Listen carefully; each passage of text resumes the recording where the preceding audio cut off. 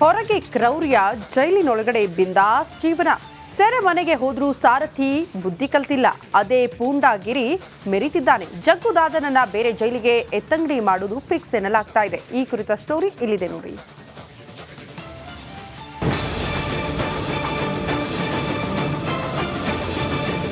ಸೆರೆಮನೆ ಜಗ್ಗುದಾದಾಗೆ ಅರಮನೆ.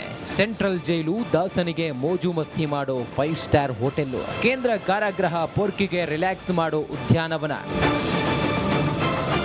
ನಿಜ, ಸೆಂಟ್ರಲ್ ಜೈಲಲ್ಲಿ ಕಾಟೇರ ಆಡಿದ್ದೆ ಆಟ. ದಮ್ ಹೊಡ್ಕೊಂಡು ಮಜಾ ಮಾಡ್ತಾನೆ. ಚೇರ್ ಮೇಲೆ ರಾಜನಂತೆ ಕೂತ್ಕೊಂಡು ದರ್ಬಾರ್ ಮಾಡ್ತಾನೆ. ಸಾಲದಕ್ಕೆ ಜೈಲಿನಲ್ಲಿ ಇದ್ದುಕೊಂಡೇ ವಿಡಿಯೋ ಕಾಲ್ ಮಾಡ್ತಾನೆ. ಬೇರೆ ಜೈಲಿಗೆ ದಾಸ ಎತ್ತಂಗಡಿಯಾಗೋದು ಫಿಕ್ಸ್. ಹಿಂಡಲಗ ಜೈಲಿಗೆ ಶಿಫ್ಟ್ ಆಗ್ತಾನ ಕಾಟೇರ. ಬೆಂಗಳೂರು ಸೆಂಟ್ರಲ್ ಜೈಲಲ್ಲಿ ಪೊರ್ಕಿ ತನ್ನದೇ ಸಾಮ್ರಾಜ್ಯವನ್ನ ಕಟ್ಟಿಕೊಂಡಿದ್ದಾನೆ. ವಿಲ್ಸನ್ ಗಾರ್ಡನ್ ನಾಗ ಸಾರಥಿಗೆ ಬೇಕಾಗಿದ್ದನ್ನೆಲ್ಲ ಸಪ್ಲೈ ಮಾಡ್ತಿದ್ದಾನೆ. ಇದೇ ಕಾರಣಕ್ಕೆ ಇಬ್ಬರನ್ನು ಬೇರೆ ಬೇರೆ ಜೈಲಿಗೆ ಶಿಫ್ಟ್ ಮಾಡೋಕೆ ಸರ್ಕಾರ ಪ್ಲಾನ್ ಮಾಡಿದೆ. ಹಿಂಡಲಗ ಜೈಲಿಗೆ ಕಾಟೇರ ಶಿಫ್ಟ್ ಆಗೋದು ಬಹುತೇಕ ಫಿಕ್ಸ್ ಆಗಿದೆ. ಈ ಬಗ್ಗೆ ಖುದ್ದು ಸಿಎಂ ಸಿದ್ದರಾಮಯ್ಯ ಸುಳಿವು ಕೊಟ್ಟಿದ್ದಾರೆ. ಅದನ್ನು ಕೂಡ ಯೋಚನೆ ಇದೆ, ಬೇರೆ ಕಡೆ ಶಿಫ್ಟ್ ಮಾಡಬೇಕಾ ಬೇಡ ಅಂತಕ್ಕಂಥದ್ದು ಅದು ಕೂಡ ಯೋಚನೆ ಇದೆ. ಗೃಹ ಸಚಿವ ಪರಮೇಶ್ವರ್ ಕೂಡ ದರ್ಶನ್ ಬೇರೆ ಜೈಲಿಗೆ ಸ್ಥಳಾಂತರಿಸುವ ಬಗ್ಗೆ ಚರ್ಚೆ ಆಗ್ತಿದೆ ಅಂತ ತಿಳಿಸಿದ್ರು. ಶಿಫ್ಟಿಂಗ್ ಅದು ಈಗ ಸದ್ಯದಲ್ಲಿ ನಾವು ಚರ್ಚೆ ಮಾಡ್ತಾ ಇದ್ದೇವೆ. ನೋಡೋಣ ಅದು ಏನು ಯಾವ ರೀತಿ ಮುಂದಿನ ಕ್ರಮ ತಗೋಬೇಕು ಅದನ್ನು ಮಾಡ್ತೀವಿ. ಸದ್ಯ ಬೆಳಗಾವಿ ಹಿಂಡಲಗ ಜೈಲು ಸಿಬ್ಬಂದಿ ಫುಲ್ ಅಲರ್ಟ್ ಆಗಿದ್ದಾರೆ. ಒಂದ್ ವೇಳೆ ದರ್ಶನ್ನ ಹಿಂಡಲಗ ಜೈಲಿಗೆ ಶಿಫ್ಟ್ ಮಾಡಿದ್ರೆ ಏನಪ್ಪಾ ಮಾಡೋದು ಅಂತ ತಲೆ ಕೆಡಿಸಿಕೊಂಡಿದ್ದಾರೆ. ಜೈಲಿಗೆ ಹೋದ್ರೂ ಬುದ್ಧಿ ಕಲಿಯದ ದಾಸ ಬೇರೆ ಜೈಲಿಗೆ ಶಿಫ್ಟ್ ಆದ್ಮೇಲಾದ್ರೂ ಬಾಲ ಮುದುರಿಕೊಂಡು ಕೂರ್ತಾನ ಅನ್ನೋದೇ ಸದ್ಯದ ಕುತೂಹಲ. ಮೈಲಾರಿ ಪಟಾತ್, ರಿಪಬ್ಲಿಕ್ ಕನ್ನಡ, ಬೆಳಗಾವಿ.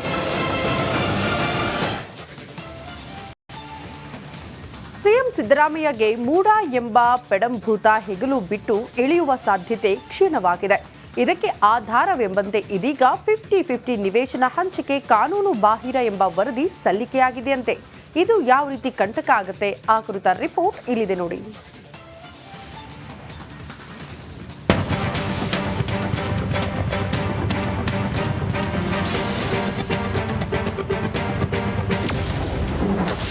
ಮೂಡ ನಿವೇಶನಕ್ಕೆ ಸಿಕ್ತು ಬಿಗ್ ಟ್ವಿಸ್ಟ್. 50-50 ನಿವೇಶನ ನಿಯಮ ಬಾಹಿರಾನ. ಕಳೆದ ಕೆಲ ದಿನಗಳಿಂದ ಸುದ್ದಿಯಲ್ಲಿರುವ ಮೂಡ ಹಗರಣಕ್ಕೆ ಸರ್ಕಾರವೇ ತಲ್ಲಣಗೊಂಡಿದೆ.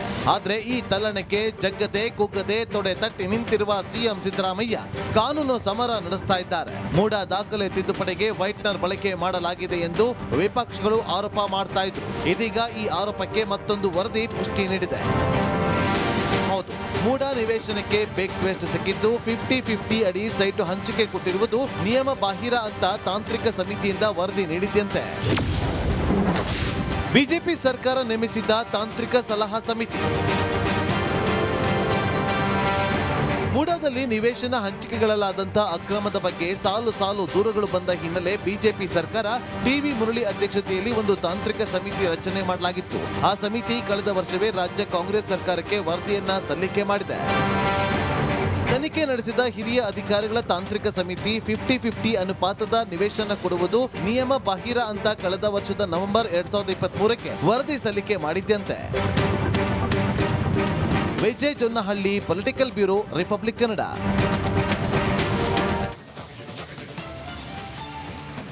ಮೂಡ ಹಗರಣದಲ್ಲಿ ಸಿಎಂ ಗಾದಿಗೆ ಸಂಕಷ್ಟ ಹೆಚ್ಚಾಗ್ತಿದ್ದಂತೆ ಸಿದ್ದರಾಮಯ್ಯ ಅವರೇ ಹೊಸ ಟ್ವಿಸ್ಟ್ ನೀಡಿದ್ದಾರೆ.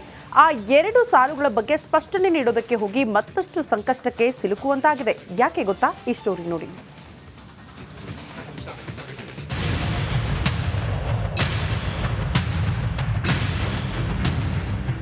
ಮೂಡ ಸೈಟ್ ಹಗರಣದಿಂದ ಮುಖ್ಯಮಂತ್ರಿ ಸ್ಥಾನಕ್ಕೆ ಕುತ್ತು ಬಂದಿದೆ.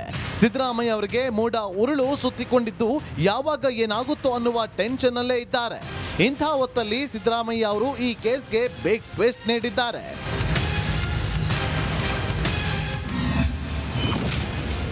ಮೂಡ ಹಗರಣ ಬಿಳಿ ಸುಣ್ಣಕ್ಕೆ ಹಳೆ ಬಣ್ಣ.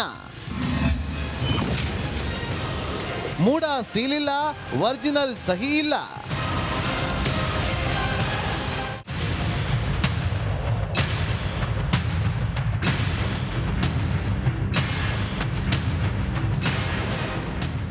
ಬದಲಿ ಸೈಟ್ ಕೇಳಿಲ್ಲ ಅಂತ ಹೇಳಿದ ಸಿಎಂಗೆ ದಾಖಲೆಗಳ ಮೂಲಕ ರಿಪಬ್ಲಿಕ್ ಕನ್ನಡ ತಿರುಗೇಟು ನೀಡಿತ್ತು. ದಾಖಲೆಗಳಲ್ಲಿ ನಿವೇಶನ ಕೇಳಿದ್ದು, ಆ ಜಾಗಕ್ಕೆ ವೈಟ್ನರ್ ಹಚ್ಚಿದ್ದು ಯಾಕೆ ಅಂತ ಪ್ರಶ್ನೆ ಕೂಡ ಮಾಡಲಾಗಿತ್ತು.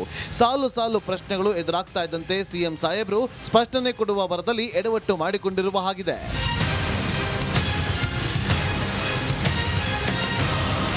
ಇದೇನ್ ವಿಡಿಯೋನಾ ಅಥವಾ ಜೋಕಾ ಗೊತ್ತಾಗ್ತಿಲ್ಲ ಕಣ್ರಿ. ಮೂಡ ಸೀಲಿಲ್ಲ, ಒರಿಜಿನಲ್ ಸಹಿ ಇಲ್ಲ, ಜೆರಾಕ್ಸ್ ಕಾಪಿಗೆ ವೈಟ್ನರ್ ಹಚ್ಚಿ ನಮ್ಮ ಸಿಎಂ ಸಾಹೇಬರು ಸ್ಪಷ್ಟನೆ ಕೊಟ್ಟಿದ್ದಾರೆ ನೋಡಿ. ವೈಟ್ನರ್ ಹಚ್ಚಿದ ವಾಕ್ಯದ ಬಗ್ಗೆ ಸಮಜಾಯಿಷಿ ನೀಡಿದ್ದಾರೆ. ಈ ಬಗ್ಗೆ ತಮ್ಮ ಎಕ್ಸ್ ಖಾತೆ ಮೂಲಕ ಪೋಸ್ಟ್ ಮಾಡಿದ್ದಾರೆ. ದೇವನೂರು 3ನೇ ಹಂತದ ಬಡಾವಣೆಯಲ್ಲಿ ಅಥವಾ ನಂತರ ಎಂದು ಬರೆದಿರುವ ವಾಕ್ಯದ ಮೇಲೆ ವೈಟ್ನರ್ ಹಾಕಲಾಗಿದೆ. ಪತ್ರಕ್ಕೆ ಟಾರ್ಚ್ ಬೆಳಕು ಹರಿಸಿ ಸ್ಪಷ್ಟೀಕರಣ ಕೊಡುವ ಯತ್ನ ನಡೆದಿದೆ.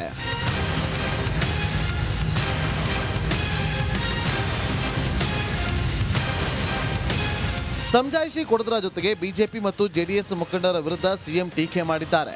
ನನ್ನ ಪತ್ನಿ ಅರ್ಜಿಯಲ್ಲಿ 4-5 ಪದಗಳಿಗೆ ವೈಟ್ನರ್ ಹಚ್ಚಿದ್ದನ್ನೇ ಮಹಾನ್ ಅಪರಾಧ ಎಂಬಂತೆ ಗಂಟಲು ಹರಿದುಕೊಂಡ ಬಿಜೆಪಿ ಜೆಡಿಎಸ್ ನಾಯಕರೇ, ವೈಟ್ನರ್ ಹಿಂದಿರುವ ಅಕ್ಷರಗಳು ಏನು ಅನ್ನೋದನ್ನ ಈ ವಿಡಿಯೋದಲ್ಲಿ ಸ್ಪಷ್ಟವಾಗಿ ಕಾಣ್ತಾ ಇದೆ.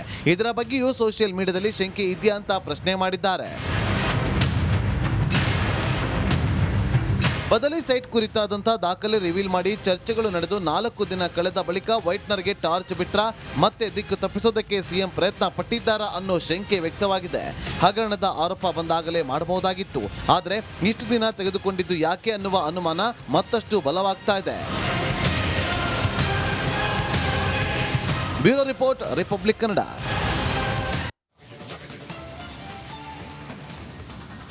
ಆ ಜಿಲ್ಲೆ ಪ್ರವಾಸೋದ್ಯಮಕ್ಕೆ ಫೇಮಸ್. ಪ್ರತಿನಿತ್ಯ ಸಾವಿರಾರು ಸಂಖ್ಯೆಯಲ್ಲಿ ಪ್ರವಾಸಿಗರು ಬರ್ತಾರೆ. ಆದರೆ ಆಗಸ್ಟ್ ತಿಂಗಳಲ್ಲಿ ಪ್ರವಾಸಿಗರ ಸಂಖ್ಯೆ ಗಣನೀಯವಾಗಿ ಇಳಿಮುಖವಾಗಿದೆ. ಪ್ರವಾಸೋದ್ಯಮವನ್ನ ನಂಬಿರೋರಿಗೆ ಆತಂಕ ಶುರುವಾಗಿದೆ. ಈ ಕುರಿತ ಒಂದು ರಿಪೋರ್ಟ್ ಇದೆ, ಬನ್ನಿ ನೋಡ್ಕೊಂಡು ಬರೋಣ.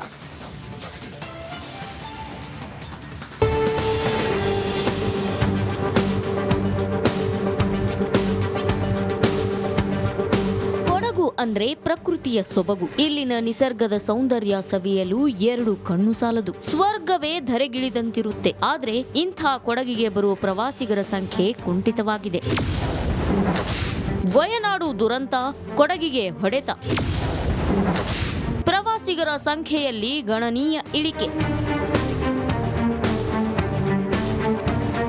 ಪ್ರವಾಸಿ ತಾಣಗಳಿಗೆ ಸಹಸ್ರಾರು ಸಂಖ್ಯೆಯಲ್ಲಿ ಪ್ರವಾಸಿಗರು ಬರ್ತಾರೆ. ಬೇಸಿಗೆ, ಮಳೆಗಾಲ, ಚಳಿಗಾಲ ಎಲ್ಲಾ ಸಮಯದಲ್ಲೂ ಪ್ರವಾಸಿ ತಾಣಗಳು ಫುಲ್ ಆಗಿರುತ್ತವೆ. ಆದ್ರೆ ಕೇರಳ ವಯನಾಡು ಭೂಕುಸಿತದ ಎಫೆಕ್ಟ್ ಕೊಡಗಿಗೆ ಹೊಡೆತ ಕೊಟ್ಟಿದೆ. ಕಳೆದ ಜುಲೈ 30ರಿಂದ ಪ್ರವಾಸಿಗರ ಸಂಖ್ಯೆ ದಿಢೀರಾಗಿ ಕಡಿಮೆಯಾಗಿದೆ. ವಯನಾಡಿನಲ್ಲಿ ಸಂಭವಿಸಿದ ಭೂಕುಸಿತದಿಂದಾಗಿ ಪ್ರವಾಸಿಗರು ಕೊಡಗಿಗೆ ಬರಲು ಹಿಂದೇಟು ಹಾಕ್ತಿದ್ದಾರೆ. ರೀಸನ್ ಏನಂದ್ರೆ, ಒಂದು ನಮಗೆಲ್ಲ ಗೊತ್ತಿರೋ ಹಾಗೆ ಒಂದು ವಯನಾಡು ಇನ್ಸಿಡೆಂಟ್. ಸೊ ಅದು ತುಂಬಾನೇ ಒಂದು ಇಂಪ್ಯಾಕ್ಟ್ ಆಗಿದೆ ಇಂಡಸ್ಟ್ರಿಯಲ್ಲಿ. ಸೊ